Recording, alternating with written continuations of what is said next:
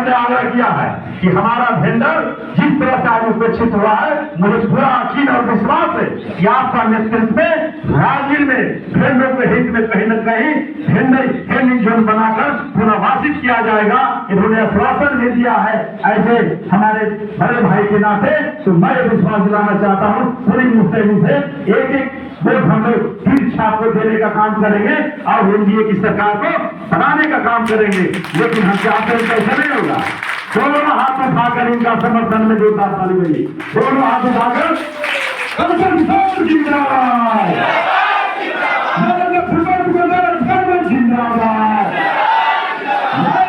जिंदाबाद।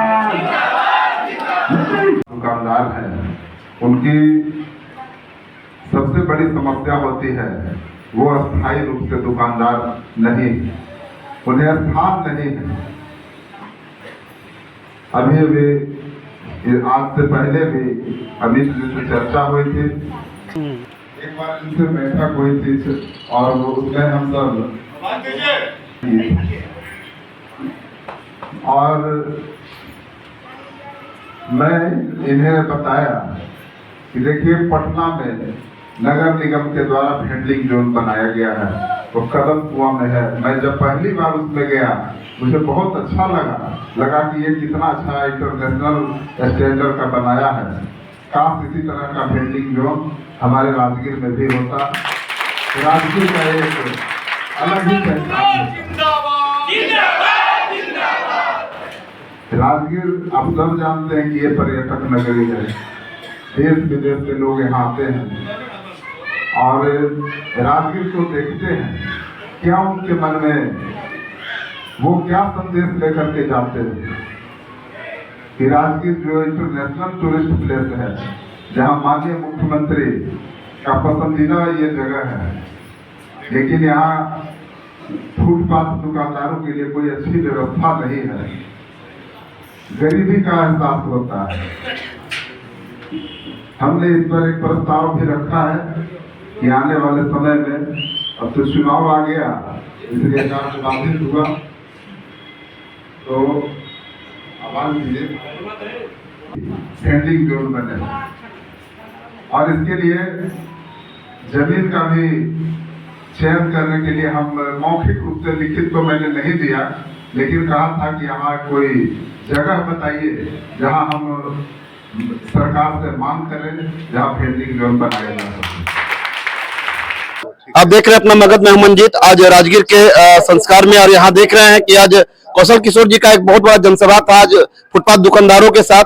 और आइए जिस प्रकार से एक नया रुख राजगीर के विधानसभा क्षेत्र में उमड़ चुका है, खास करके एनडीए को लेकर, आज विधायक जी अपने बीच उपस्थित है। मैं जानना चाहता हूं कि आज की जो वर्तमान 2025 से 30 की जो रणनीति है नीतीश कुमार जी को लेकर के, और ये जिनका ड्रीम प्रोजेक्ट कह सकते हैं कि पूरे राजगीर में जिस प्रकार से चलाया गया, आज हमारे बीच माननीय उम्मीदवार प्रत्याशी जेडीयू से उपस्थित है हमारे आदरणीय विधायक जी। थोड़ा सा जानते हैं इनके बारे में कि आज जिस प्रकार से अभी कुछ दिन पहले फिर देखिए प्रशांत किशोर जी का प्रोग्राम वगैरह चल रहा था, अभी मुख्यमंत्री जी का भी कार्यक्रम चला है, तो कह सकते हैं कि जनता का एक भीड़ है, एक प्रेम है। और अभी आज जो कार्यक्रम हुआ उसको लेकर के क्या लग रहा है कि आने वाले समय में कितना, क्योंकि जीत का तो खैर विकल्प ही नहीं है कि यहाँ पे कोई मने कुछ है, बढ़त कितना जाएगा इसके बारे में हम लोग चर्चा करते हैं। सबसे पहले सर बताइए कि अभी आज का जो जनसभा हुआ सर उसको लेकर के क्या लग रहा है कि कितना हजार से सर इस बार बढ़त लेंगे आप? जनता का रुझान है जी, और जहाँ भी हम जा रहे हैं वहाँ पे सब यही कह रहे हैं कि आपकी तो बहुत अच्छी जीत है, आप लगभग 50,000 से जीत जाइएगा। लेकिन चुनाव है और हम भी देख रहे हैं कि सब कुछ अच्छा है। जी जी। विपक्षियों का भी सर देख रहे हैं अभी कि महागठबंधन के भी लोग हर जगह अभी कह रहे हैं कि हम दावा कर रहे हैं कि जीत रहे हैं, लेकिन यहाँ जो है सर देख रहे हैं कि एनडीए का सरकार जहाँ लोग जो है ज्यादा संख्या में ज्यादा जुट रहे हैं, तो इसको लेकर के क्या लग रहा है सर कि 50,000, और यहाँ तक कि कुछ जनता का ये भी मानना है कि इस बार सर आप मंत्री पद को सुशोभित करने वाले हैं सर? ये सरकार का काम है, मुख्यमंत्री का फैसला होता है। तो नहीं फिर भी सर ऐसा तो उम्मीद तो होगा सर कि हाँ मतलब आपके कार्यकाल को लेकर कैसा, मतलब क्योंकि नीतीश कुमार जी के अब चहेते विधायक है, लोगों का ये मानना है यहाँ का खास करके।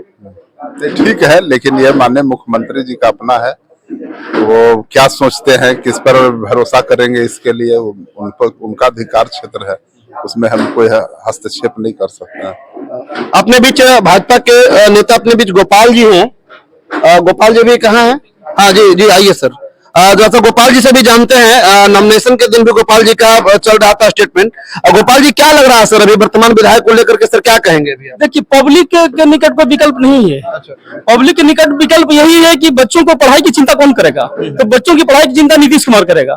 तो सभी विधि व्यवस्था कौन संभालेगा? तो विधि व्यवस्था नीतीश कुमार जी की सरकार संभालेगी। तो नीतीश कुमार जी की सरकार कैसे बनेगी? तो उसके लिए कौशल किशोर जी को वोट देना पड़ेगा। तो पब्लिक के निकट कोई विकल्प नहीं।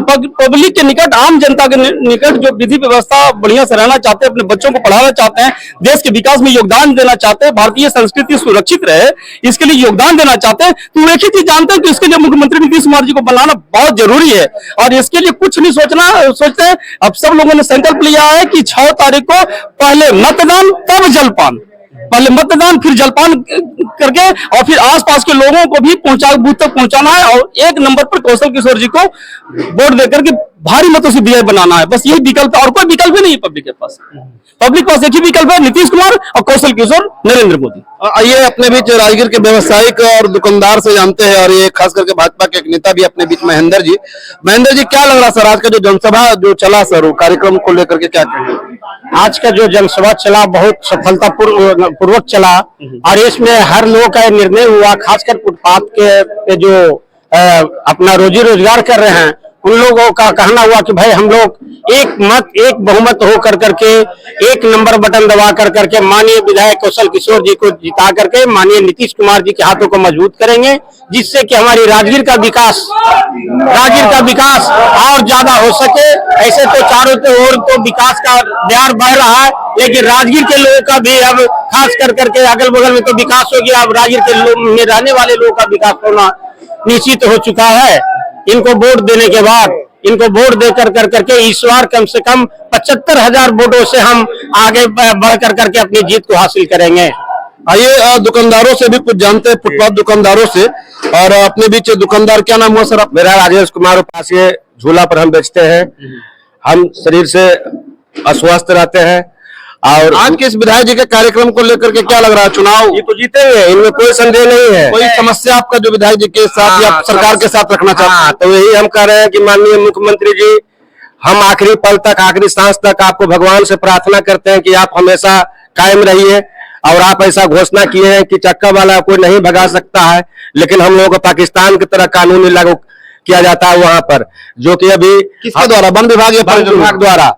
और हम लोगों को एकदम वहां पर से लगता है कि पाकिस्तानी हम लोग हैं, इस तरह का सलूक किया जाता है कि हम लोग अंगूठी बेचने वाला है, कोई कचड़ा भी नहीं है। अब हम लोग जन्मजात भी में से जब से होश हवास हुआ, जब से हम जी रहे हैं, और इस तरह का हम लोग को भगाया जा रहा है। देखिए, वहां से हटा दिया गया तो हमारा क्या स्थिति गुजरता है तो हम जानते हैं। कितने दुकानदार होंगे झोला के पास? जो आप आकाशीय रिज्जू की बात कर रहे हैं, वहाँ पे कितने दुकानदारों के साथ ये समस्या होगा?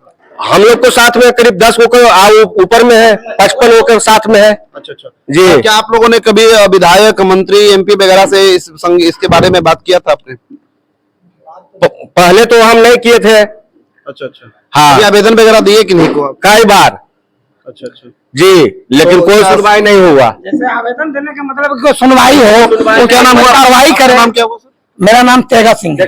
तेगा जी, क्या लग रहा है? पर दुकान है। अच्छा। हमारा कुंड पर दुकान है। हम लोग 52 दुकानदार हैं। 52 दुकानदार हैं। हम लोग को आश्वासन शुरू से, जब से रवि ज्योति विधायक बने तभी से आश्वासन दिए कि दुकान बनाकर आप लोग को स्थायी दुकान समस्या का हल कर दिया जाएगा, लेकिन अभी तक नहीं किए। इनको साथ भी बोले कौशल जी को, ये भी नहीं किए, लेकिन फिर भी हम इनका सपोर्ट करते हैं। बात तो छोड़िए हुजूर, घूम के बेचने में भी हम लोग को एकदम मनाही है। क्योंकि एकदम काला कानून है। और क्या, आज देखिए हम लोग को भगा दिया गया झूला पर से, और वहां पर मिले तो कुछ नहीं, आश्वासन जाओ, जहां जाना है जहां जाओ। अब क्या कर सकते हैं? ये किसकी रवैया है? वन विभाग की। जी, राजगीर कह सकते हैं कि एक पर्यटन नगरी है, जहां पे पर्यटकों के कारण ही, पर्यटक दुकानदारों के कारण ही यह राजगीर सुशोभित होता है। यहाँ आप कह सकते हैं कि एक टांगा वाला से लेकर एक सब्जी वाला, एक फोटो बेचने वाला, एक अंगूठी बेचने वाला, एक माला बेचने वाला, यहां तक के गाइड का भी रोजी रोजगार इसी पर्यटन नगरी से है। और बात अब यह आती है कि जो दुकानदार इस राजगीर को सुशोभित किए हुए हैं, जो दुकानदारों के कारण यह राजगीर सुंदर दिखता है, उन्हीं दुकानदारों के द्वारा इनका आरोप है। अपने बिस्तेगा जी हैं और आपका राजेश उपाध्याय जी का यह आरोप है कि इन लोगों को करीबन 55 दुकानदारों को राजगीर झूला के पास से बराबर हमेशा कुंड के पास से हमेशा इन लोग को भगाने का काम किया जाता है। यहां तक कि इन लोगों का यह भी मानना है, यह भी कहना है कि पूर्व विधायक रवि ज्योति जी को हम लोगों ने आवेदन दिया था, आप लोगों ने आवेदन दिया था, उसके बावजूद भी इन लोगों के लिए किसी प्रकार की समुचित व्यवस्था नहीं की गई। वर्तमान विधायक को भी इन्होंने संज्ञान में दिया, लेकिन आश्वासन केवल दिया गया है कि आप चिंता मत करिए, जितना जल्द हो सके चुनाव के बाद हम आपकी समस्या का निराकरण करेंगे। क्या यह वन विभाग किस प्रकार की वसूली में लगा हुआ है, जिसके कारण ऐसे ऐसे दुकानदारों जो प्रतिदिन 100, 200, 500, 1000 रुपए की कमाई करते हैं, जिनके कारण इनका परिवार का भरण पोषण होता है और उसी भरण पोषण के कारण इनका परिवार चलता है, और इन्हीं दुकानदारों को तिल तिल मारने का कार्य जो प्रतिदिन किया जा रहा है, महीने 2 महीने सप्ताह में इन लोगों को बराबर इस जगह से, चाहे वो कुंड परिक्षेत्र हो या झूला परिक्षेत्र हो, रोपवे परिक्षेत्र हो, इन सभी जगह से इनको खदेड़ने का काम किया जाता है। क्या यह वन विभाग का रवैया वर्तमान सरकार या आने वाली सरकार जो पुनः इस चुनाव के बाद, विधानसभा चुनाव के बाद जो सरकार आएगी, क्या इन दुकानदारों को फिर से उस जगह में पुनर्जीवित करने का काम किया जाएगा? क्या इन दुकानदारों को इनके हक का अधिकार मिलना चाहिए या नहीं मिलना चाहिए? क्या इन दुकानदारों के लिए वो जगह पे जहां पे ये कह रहे हैं कि एक समय लंबे अरसे से ये दुकानदारी करते आ रहे हैं, जिनके कारण इनका परिवार का भरण पोषण होता है, क्या वो दुकान जगह पे फिर से तैयार इनको मिलेगा? क्या इनको वहां से हटा दिया जाएगा या फिर से तिल तिल मरने के लिए, भटकने के लिए सड़कों पर छोड़ दिया जाएगा? सरकार से मेरा यही निवेदन है कि ऐसे दुकानदार जो आपके नाम पर, जो आपके द्वारा दिए गए सौगात के नाम पर बराबर इस पर्यटन केंद्र से कमाई कर रहे हैं, इन कमाई के कारण अपने परिवार का भरण पोषण कर रहे हैं, कृपया कर इन मजदूर, इन गरीबों की भी जरा सा दर्द को, इनके कराह को सुने, और वन विभाग हो चाहे पर्यटन विभाग हो, जिसके द्वारा भी ये व्यवस्थाएं जो काला कानून लाया गया है, इसकी कड़ी विरोध हो और इन दुकानदारों को इनके हक का अधिकार मिलना चाहिए। आप लोग अगर इस वीडियो से सहमत हैं तो कृपया कर जहां तक हो सके मेरे इस वीडियो को फैलाएं और सरकार के कानों तक इस वीडियो को और आंखों तक उनको पहुंचाएं, ताकि इन गरीबों के दर्द को वो देख सके, सुन सके और समझ सके। धन्यवाद।